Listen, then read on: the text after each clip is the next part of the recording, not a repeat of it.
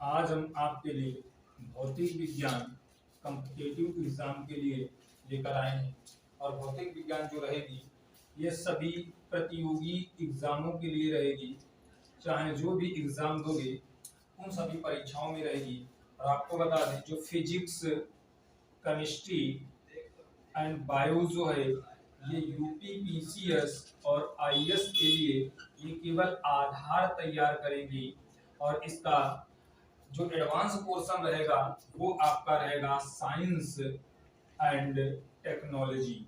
Science and technology की अगर बात की जाए तो स्पेस टेक्नोलॉजी रहेगी, नैनो टेक्नोलॉजी रहेगी और बायोटेक्नोलॉजी रहेगी और कंप्यूटर टेक्नोलॉजी रहेगी। उसके इन एग्जामों के लिए साइंस एंड टेक्नोलॉजी इंपॉर्टेंट होता है। और इनको पढ़ने का मतलब है कि आपके लिए आगे जो बेस अर्थात आधार तैयार होगा वो आपका फिजिक्स, केमिस्ट्री, बायोलॉजी का जो बेसिक होता है उसी से तैयार होगा। तो आइए आज हम बेसिक फिजिक्स का अध्ययन करते हैं। अब अगर भौतिक विज्ञान की बात की जाए तो भौतिक विज्ञान में जो आपका टॉपिक दिया है वो है, पहले हमें भौतिक विज्ञान में देखना है कि इसके मूल मात्रक क्या होते हैं और व्युत्पन्न मात्रक क्या होते हैं। मूल मात्रकों की अगर बात की जाए तो मूल मात्रक वे मात्रक होते हैं जो किसी पर निर्भर नहीं होते हैं। अर्थात है मूल मात्रक क्या होते हैं, अपने आप में स्वतंत्र होते हैं। जैसे लंबाई का मात्रक मीटर, द्रव्यमान का मात्रक किलोग्राम, समय का मात्रक सेकंड। तो ये जो मात्रक होते हैं वो कैसे होते हैं, स्वतंत्र होते हैं। और जो व्युत्पन्न मात्रक होते हैं वो मूल मात्रकों की सहायता से ही हम व्युत्पन्न मात्रकों की क्या करते हैं, उसकी उत्पत्ति करते हैं। जैसे बल का मात्रक क्या होता है, न्यूटन। तो न्यूटन का मीनिंग है कि ये न्यूटन जो आया होगा वो हमारे मूल मात्रकों की सहायता से ही आया होगा। और अगर हम मूल मात्रकों की बात करें तो हमारे मूल मात्रक जो होते हैं वो 7 टाइप्स होते हैं, अर्थात 7 प्रकार के हमारे मूल मात्रक होते हैं। अब ये 7 प्रकार के कौन कौन से होते हैं, तो पहली बात तो हमारी जो पद्धतियां होती हैं वो होती है 3 प्रकार की। और वो 3 पद्धतियां कौन होती हैं, तो पहली होती है एमकेएस, दूसरी होती है सीजीएस और तीसरी होती है एफपीएस।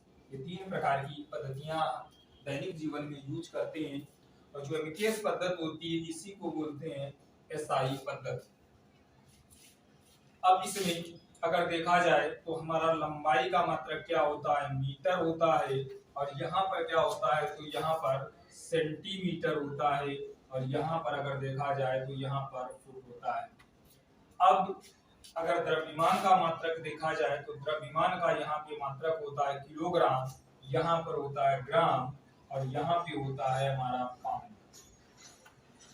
यहाँ पर अगर समय का मात्रक देखा जाए तो समय यहाँ भी सेकंड, यहाँ भी सेकंड, यहाँ भी सेकंड, अर्थात तीनों जगह समय का मात्रक सेकंड होता है। तो यहाँ से मात्रक क्या है समय का, तीनों में क्या होता है, इक्वल होते हैं, अर्थात सेकंड होता है। अगर अब चौथा मात्रक देखा जाए तो चौथा मात्रक इसका होता है ताप।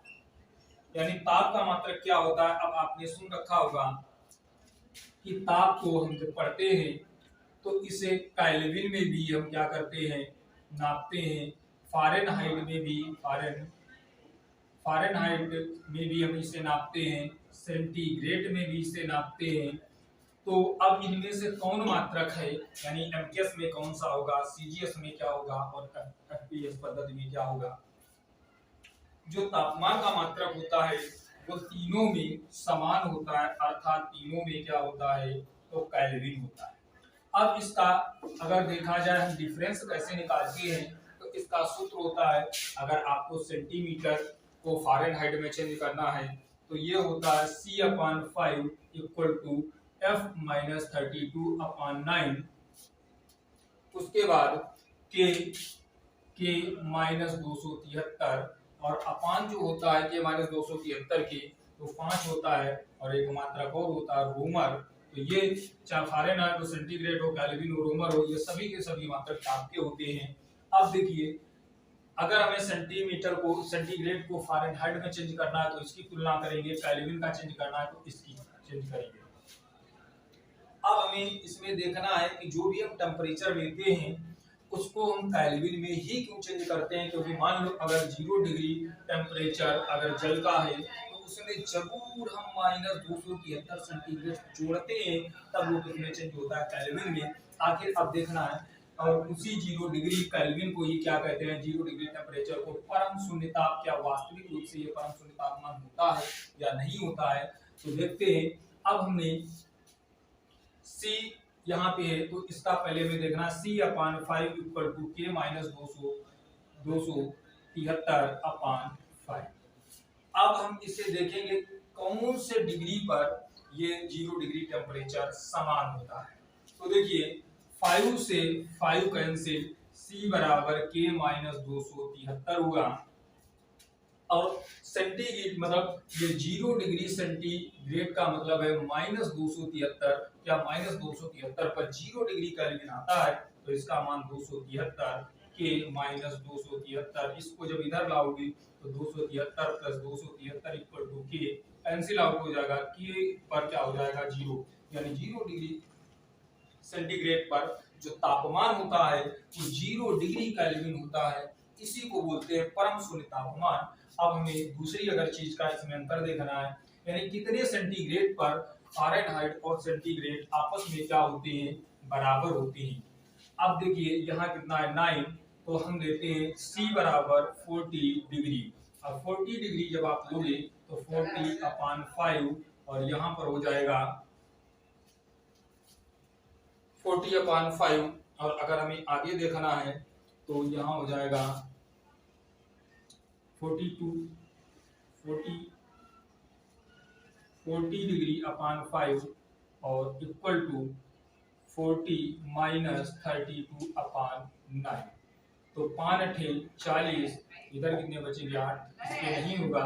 तो हमें आगे देखना है कितनी डिग्री पर ये टेम्परेचर होगा, तो सेंटीग्रेड और फ़ारेनहाइट, तो -0 डिग्री ले लेते हैं। तो देखिए यानी C बराबर माइनस ले लो, तो देखिए माइनस के 40/5 बराबर -40 माइनस 32/9, ये 5 अठे 40 बराबर ये माइनस के 72 कैंसिल आउट करोगे तो बराबर -8 बराबर 8, यानी माइनस 40 डिग्री पर सेंटीग्रेड और फ़ारेनहाइट आपस में क्या होते हैं, बराबर होते हैं। तो कभी भी एग्जाम में पूछे फ़ारेनहाइट और सेंटीग्रेड आपस में कितने डिग्री टेम्परेचर पर आपस में बराबर होते हैं, तो -40 सेंटीग्रेड है। तो यही होता है कि हमारा सभी में तापमान का मात्रक क्या होता है, केल्विन होता है। दूसरा होता है ज्योति तीव्रता, पांचवा है ज्योति तीव्रता। ज्योति तीव्रता का भी मात्रक समान होता है, ज्योति तीव्रता का होता है कैंडिला। अब कैंडिला होता है, अब ये ज्योति तीव्रता क्या है। अब देखिए अगर मान लो आप एक टार्च को लोगे और टार्च को अगर पास से अगर उसे जलाओगे तो वो प्रति एकांक क्षेत्रफल अधिक, प्रति एकांक क्षेत्रफल कम क्या करेगा, आयतन घेरेगा। दूर ले जाओगे तो अधिक घेरेगा, और दूर ले जाओगे प्रति एकांक आयतन क्षेत्रफल क्या होगा, अधिक होगा।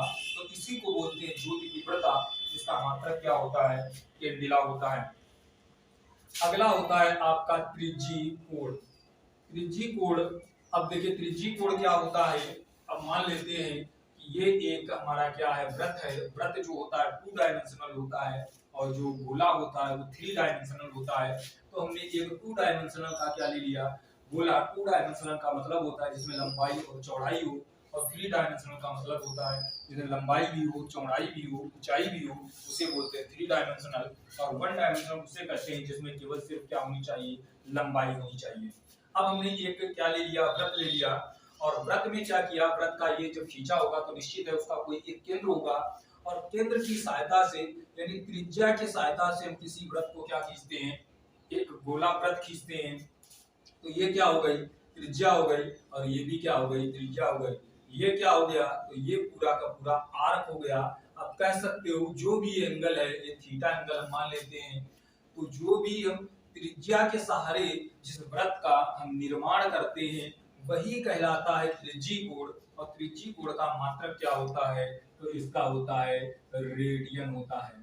तो त्रिज्यी कोण की सहायता से, त्रिज्या की सहायता से जो भी वृत्त बनता है उसी को त्रिज्यी कोण कहते हैं, जिसका मात्रक क्या होता है, रेडियन होता है। और आखिरी जो है वो होता है आपका घनी कोण।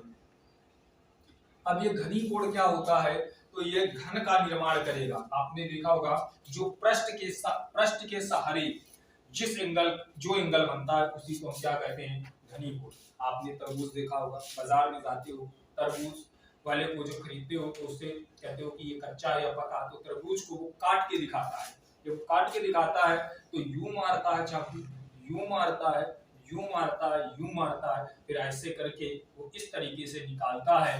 मैंने आपने देखा होगा कि जब वो निकालता है तो 4 कोने होते हैं उसके पृष्ठ पर, और लेकिन उसके ऊपर देखोगे शीर्ष पर तो एक ही एंगल होता है, मतलब ये एंगल आया, ये एंगल आया, ये आया और ये आया, इसी को बोलते हैं घनीकोण।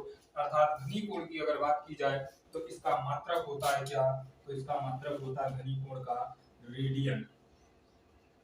रेडियन, तो घनीकोण का मात्रक क्या हो गया, तो इसका रेडियन हो गया। तो यही हमारे 7 जो है मूल मात्रक हैं, यानी 7 मूल मात्रक की सहायता से ही हम किसका निर्माण करेंगे, व्युत्पन्न मात्रक निकालेंगे। अब व्युत्पन्न मात्रक क्या होते हैं, स्वतंत्र नहीं होते हैं, ये मूल मात्रकों की सहायता से निकाले जाते हैं। अब कैसे निकाले जाते हैं, आइए आप आगे देखिए ध्यान से कि हम कैसे निकालेंगे। तो अब निकालना है व्युत्पन्न मात्रक क्या होते हैं। तो व्युत्पन्न मात्रक जो होते हैं, जैसे हमने बताया कि बल का मात्रक हमें निकालना है, बल को किससे डिनोट करते हैं, F से, और जानते हैं F बराबर क्या होता है, ma होता है, और m क्या होता है, तो ये द्रव्यमान होता है, और ये क्या होता है, त्वरण होता है।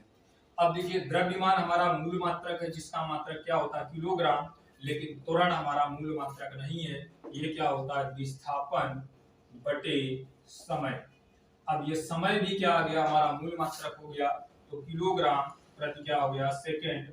अब ये बच गया इधर क्या, विस्थापन, और विस्थापन क्या होता है, चाल, विस्थापन या चाल बराबर दूरी बटे समय होता है, तो ये हो जाएगा किलोग्राम मीटर सेकंड, और ये हो जाएगा दूरी बटे समय।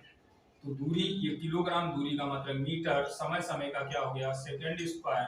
अर्थात हम कहें तो बल का मात्रक क्या आया, किलोग्राम मीटर प्रति सेकंड स्क्वायर। ये एसआई पद्धति या एमकेएस पद्धति में बल का मात्रक क्या होगा, किलोग्राम मीटर प्रति सेकंड। अब हमें देखना है सीजीएस पद्धति में, यानी एमकेएस पद्धति में क्या हो गया हमारा मात्रक, मीटर किलोग्राम प्रति सेकंड स्क्वायर, इसी को बोलते हैं न्यूटन। अब सीजीएस पद्धति में इसका मात्रक क्या होगा, तो सीजीएस पद्धति में इसका मात्रक होता है डाइन, यानी इसमें न्यूटन तो इसमें डाइन।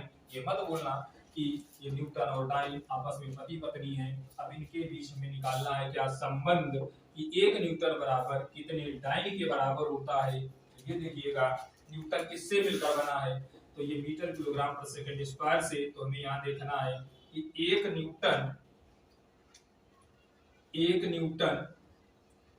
न्यूटन बराबर कितने डाइन के बराबर होता है, यानी ये निकालना है हमें क्या, तो निकालना है संबंध।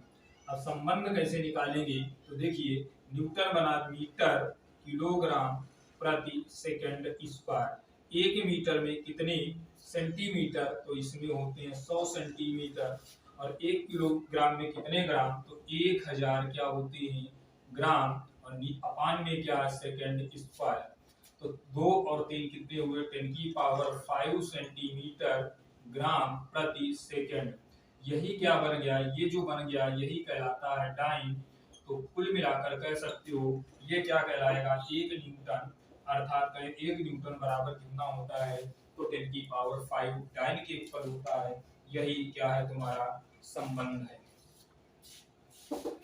तो अदिश राशियां क्या होती हैं, सदिश राशियां क्या होती हैं, हम आपको बता चुके। अब अगर इसके आगे देखा जाए तो इसमें हमें राशियों में और आगे क्या पढ़ना है, कि ये तो थे तुम्हारे मूल मात्रक और व्युत्पन्न मात्रक। अब हमें देखना आगे कि राशियां क्या होती हैं। तो राशियों की अगर बात की जाए तो राशियां हमारी 2 प्रकार की होती हैं। पहली होती है सदिश राशि और दूसरी होती है अदिश राशि। आपने सदिश राशि के बारे में पढ़ रखा होगा कि वो राशियां जिनमें परिमाण भी हो, दिशा भी हो, वो हमारी सदिश राशियां होती है। और अदिश राशियां वे होती हैं जिनमें परिमाण हो परंतु दिशा न हो वो अदिश राशियां कहलाती हैं। कि हम आपको अलग से बताएंगे कि आखिर फिजिक्स को फील करके कैसे पढ़ेंगे। तो सदिश राशियां आइए पढ़ते हैं। तो देखिए सदिश राशियां क्या होती हैं। तो सदिश राशियां वे राशियां होती हैं परिमाण के साथ दिशा भी हो, लेकिन इसका मतलब है, अब देखिए अगर हम ये राइट एंगल ले लें तो ये क्या कहलाएगा आधार, ये क्या कहलाएगा लंब। अब यहाँ क्या एंगल बन जाएगा तो थीटा एंगल यहाँ बना सकते हैं। अब देखिए जब आधार के सापेक्ष जो एंगल बनता है, आधार के सापेक्ष जब एंगल बनता है तो हम उसे लेते हैं कॉस, और जब लंब के सापेक्ष एंगल बनता है तो लेते हैं साइन। और एंगल ये थीटा है तो यहाँ थीटा और यहाँ थीटा। और जब हम आधार के सापेक्ष जब हम एंगल बनाते हैं तो वहां पर लगता है डॉट प्रोडक्ट, और जब लंब के सापेक्ष एंगल बनाते हैं तो वहां लगता है क्रॉस प्रोडक्ट। तो कुल मिलाकर सदिश राशियां हमारी वे राशियां हैं जो आधार के सापेक्ष क्या बनाए, कोण बनाए। अब आधार के सापेक्ष जब कोण बनाएंगे तो मान लीजिए ये ए हो गया, ये बी हो गया, इसके बीच एंगल ये थीटा हो गया, तो ये क्या हो गया ए हो गया, ये बी हो गया। अब राशि कैसी है सदिश, सदिश राशि है तो उसके ऊपर क्या लगाते हैं वेक्टर, क्योंकि ये दिशा को निरूपित करते हैं और इसके बीच आधार के सापेक्ष एंगल बन रहा है तो यहाँ क्या लगाएंगे डॉट। अब ये क्या हो जाएगा तो ये ए इंटू बी और cos थीटा, क्योंकि हमने क्या बताया आधार के सापेक्ष जो एंगल बनेगा वही क्या कहलाएगा cos थीटा। अब समझिए ये दिशा का क्या कंसेप्ट है। मान लो आपके परिवार में 5 लोग हैं और 5 लोगों में एक पढ़ा लिखा व्यक्ति है और 4 क्या है अनपढ़ है। एक पढ़ा लिखा 4 अनपढ़, तो ये व्यक्ति जो है वो चारों को एक दिशा दिखाएंगे और अपने मार्ग तक, अपनी मंजिल तक पहुंचा देंगे।